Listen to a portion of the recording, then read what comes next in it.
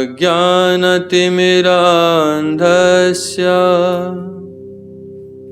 ज्ञानाञ्जनशलाकया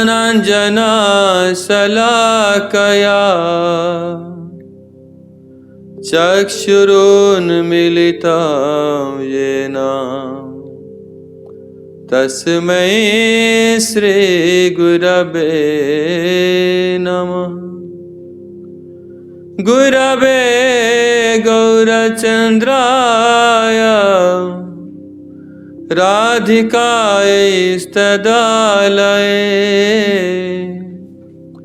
कृष्णाय कृष्णभक्ताय तद्भक्ताय नमो नमः।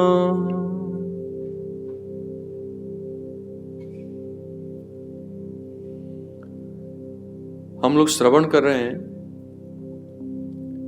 कि आदर्श गृहस्थ जीवन कैसा है। हम ये भी श्रवण किया कि गृहस्थ और गृह मेधी में क्या अंतर है और गृह मेधी का गति कहाँ होता है और आदर्श गृहस्थ भक्त का गति कहाँ होता है। एक आदर्श गृहस्थ जीवन से शुद्ध भक्ति उदय होता है और शुद्ध भक्ति के द्वारा भगवत सेवा करते हुए शुद्ध भक्ति राज्य में, भाव राज्य में एक व्यक्ति को अधिकार प्राप्त होता है। यद्यपि शास्त्र में यह बतलाया गया कि वर्णाश्रम धर्म साक्षात भक्ति का अंग नहीं है, परंतु वर्णाश्रम अगर धर्म को पालन किया जाए गुरु निर्देश में भगवान की प्रसन्नता के लिए, तो भक्ति में सहायक बन जाएगा। वहीं से शुद्ध भक्ति, शुद्ध श्रद्धा, भाव भक्ति प्राप्त हो सकता है। वर्णाश्रम धर्म का पूर्णता कैसे होगा? न संतोष विधान, भगवान के संतोष विधान के द्वारा, और अगर भगवान के संतोष विधान नहीं कहा जाए किया जाएगा, वर्णाश्रमचारवता पुरुषेण परपुमान विष्णुर आराध्यते पंथा नान्यतत्तोष कारणम। और भगवान के प्रसन्नता विधान के लिए वो वर्णाश्रम धर्म पालन नहीं किया जाएगा, चाहे वो गृहस्थ आश्रम हो या संन्यास आश्रम हो या कोई भी आश्रम में हो।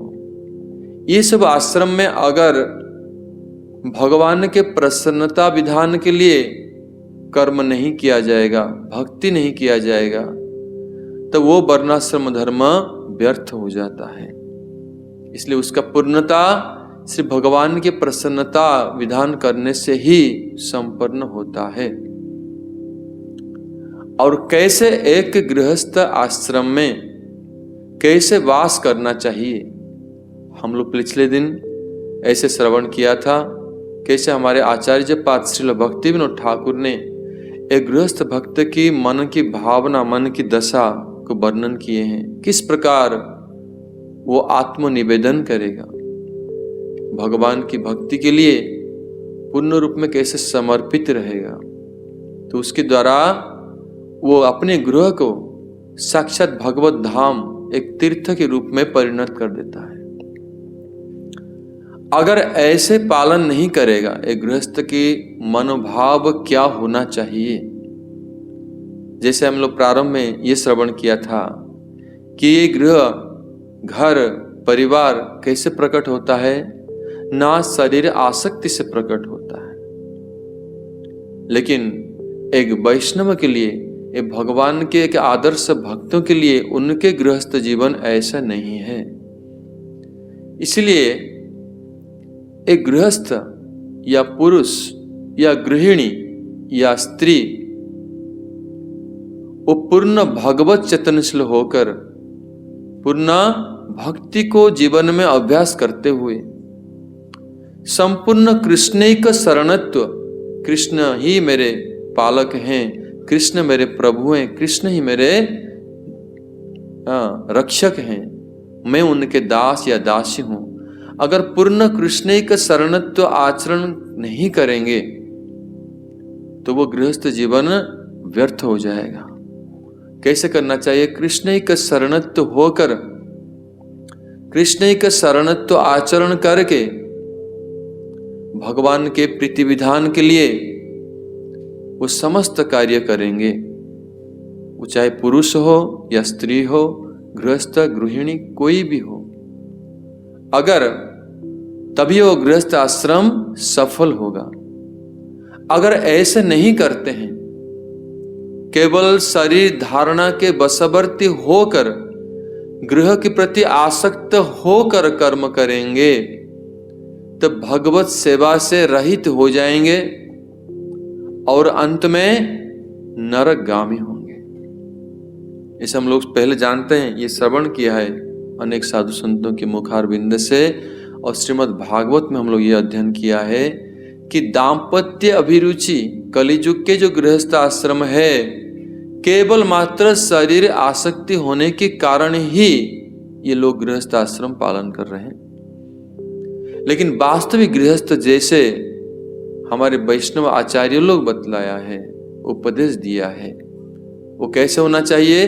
शरीर धारण से वशवर्ती नहीं होकर के, भगवान के प्रति समर्पण भाव होकर, उनके प्रसन्नता के लिए, उनकी सेवा के उद्देश्य में ही करना चाहिए।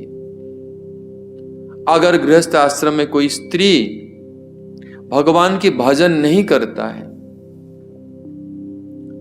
केवल शरीर को जत्न लेने में ही समय बिताता है, तो शरीर में क्या है?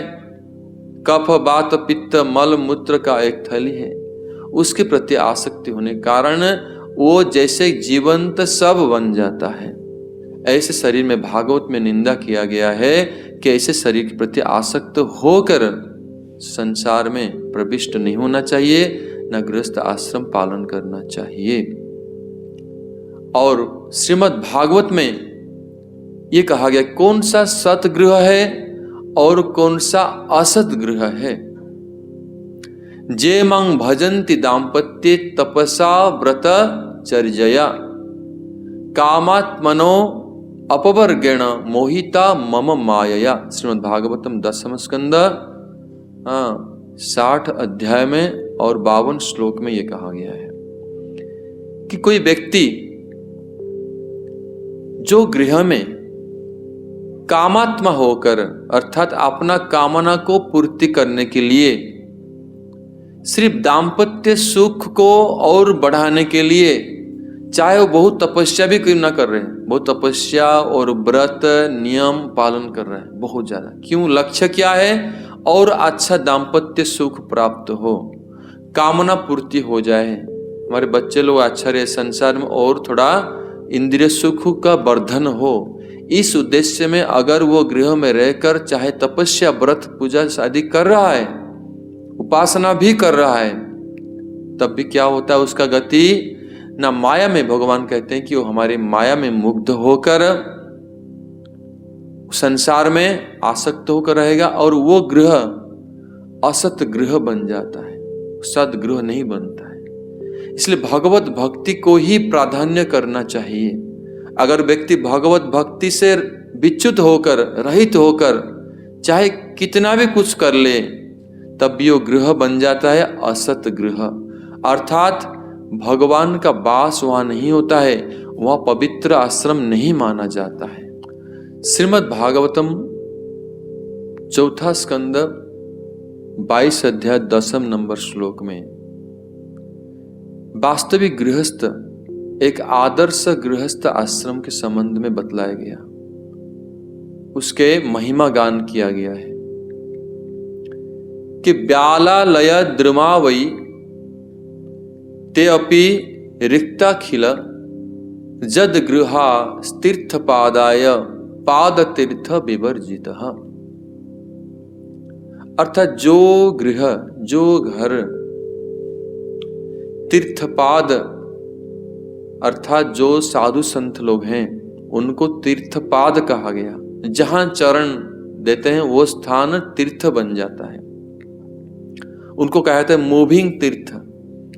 तीर्थ एक स्थान में है, लोग आते हैं वहां तीर्थ में स्नान करते हैं या तीर्थ में यात्रा करते हैं, तीर्थ की संग लाभ करते हैं। लेकिन साधु संत लोग, भगवान के परम श्रेष्ठ भक्त लोग, उनको तीर्थपाद कहा गया, अर्थात वो जहां चरण रखते हैं वो स्थान तीर्थ बन जाता है। जो घर में ऐसे साधु संत लोग की आगमन नहीं है, अर्थात ऐसे साधु संत लोग की पादोदोष से वर्जित है, ना कोई साधु संत वहां आया है, ना उनके चरण प्रक्षालन हुआ है, ऐसे साधु संत लोग की चरण स्पर्श नहीं हुआ है, पादोदोष से वर्जित है, वो घर में चाहे सब प्रकार की समृद्धि क्यों ना हो, हर प्रकार की धन दौलत समृद्धि, सब प्रकार की सुख की व्यवस्था, इंद्रिय सुख की व्यवस्था है, ये सब कुछ होने पर भी, सब प्रकार की विशेष सुख की व्यवस्था होने पर भी वो वो गृह परित्यक्त है। जिस प्रकार एक वृक्ष की आश्रय करते हैं हम लोग, उसकी छाया और फल प्राप्त करते हैं। अगर जिस वृक्ष में सर्प वास कर लेता है, सर्प उसमें वास करता है, उस वृक्ष जिस प्रकार परित्यक्त है, उस प्रकार जो घर में, जो गृह में साधु संत लोग की आगमन नहीं है, साधुओं की चरण रज से घर पवित्र नहीं हुआ है, साधु लोग की चरण प्रक्षालन जल से वो स्थान पवित्र नहीं हुआ है, जो कि साक्षात तीर्थ है, वो लोग के आगमन नहीं हुआ है, वो गृह उस प्रकार परित्यक्त है। इसका अर्थ यह है कि एक गृहस्थ लोगों को, एक गृहस्थ भक्त को साधु संत लोग की सेवा करना चाहिए, इतने आदर्श पवित्र होना चाहिए, वहां सेवा को इतने प्राधान्य देना चाहिए, ऐसे सेवा भाव विशिष्ट होना चाहिए गृहस्थ को कि वहां साधु संत लोग की अनायास आगमन होना चाहिए। बिना नोटिस में जहां साधु संत लोग आ सकते हैं, ऐसे स्थान वो बनना चाहिए, तभी वो गृहस्थ आश्रम, गृहस्थ जीवन धन्य है। नहीं होगा तो वो गृह परित्यक्त स्थान हो जाएगा। जैसे सर्प जिस वृक्ष को आश्रय करता है, वो वृक्ष जिस प्रकार परित्यक्त है।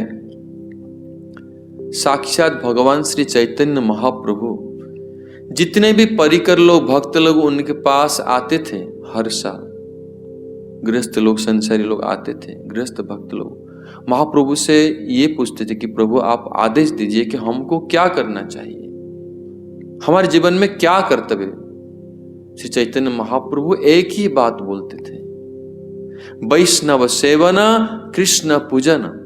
प्रभु कहे वैष्णव सेवन कृष्ण पूजन, निरंतर कर कृष्ण नाम संकीर्तन। ये तीन चीज करना है। वैष्णव लोग की सेवा करना है, वैष्णव लोग की सेवा नहीं होगा वो स्थान परित्यक्त हो जाएगा, वो रहने लायक नहीं होगा, वहां सब प्रकार के अमंगल वास करेगा। वैष्णव सेवन करना है और कृष्ण पूजन करना है।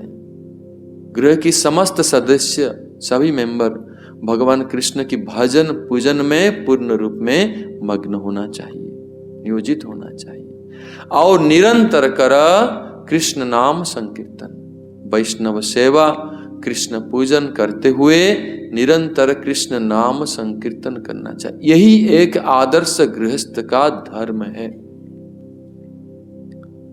भगवान श्री कृष्ण अपने अवतार में, अपनी लीला में, भगवान श्री रामचंद्र मर्यादा पुरुषोत्तम, ऐसे भगवान के जितने भी बड़े बड़े अवतार हैं, उन्होंने अपनी लीला के द्वारा शिक्षा दिए हैं। यहां एक मैं उदाहरण प्रस्तुत कर रहा हूं। भगवान श्री द्वारकाधीश, द्वारका में वो सम्राट बने, सब प्रकार की संपदा, सब प्रकार की वैभव के वो अधीश्वर हैं, द्वारकाधीश। और वहां एक बार उनके बाल सखा, गुरुकुल के साथी, दरिद्र विप्र ब्राह्मण, कौन, सुदामा, उनके साथ साक्षात करने के लिए आए।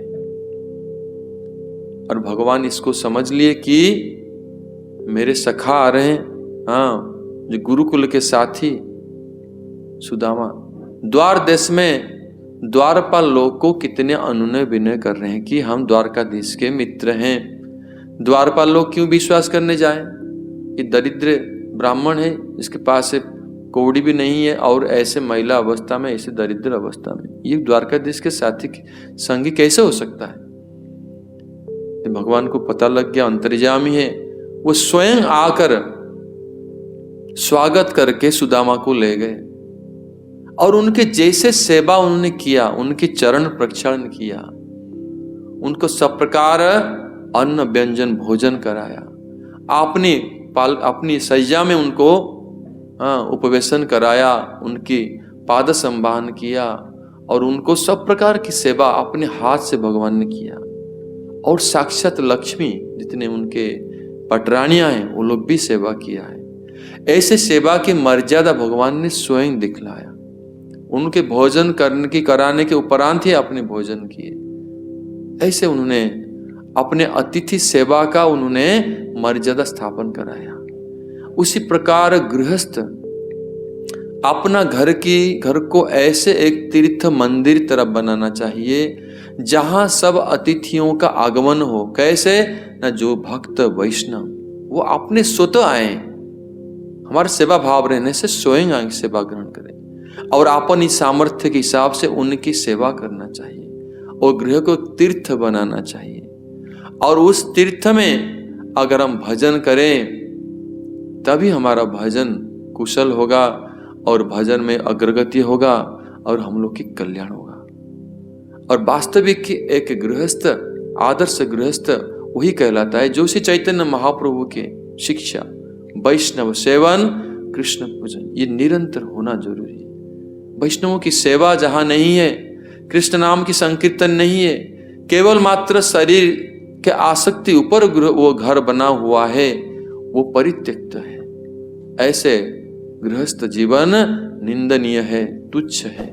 इसलिए हम लोग जो भी श्रवण किया अभी गृहस्थ आश्रम के संबंध में, ऐसे बहुत शिक्षा है शास्त्र में, बहुत शिक्षा दिया गया है। संक्षेप मैंने जितना बतलाया उसी को हम लोग ग्रहण करेंगे, जीवन में इसको हृदयंगम करेंगे और आचरण करते हुए जो लोग गृहस्थ हैं वो आदर्श बनने की चेष्टा करेंगे और आदर्श गृहस्थ बन के भगवान की आराधना करेंगे, कृष्ण संकीर्तन करेंगे, वैष्णव सेवन करेंगे। तब एक दिन हमारा जीवन ऐसे होगा कि वो ऐसे भजन करते करते हमारे हृदय में शुद्ध भक्ति प्रकट होगा और एक दिन हम भक्ति में सिद्धि प्राप्त करेंगे। हम इन्हीं शब्दों के साथ मेरे प्रवचन को मैं यहाँ विराम देता हूँ। हरे कृष्ण।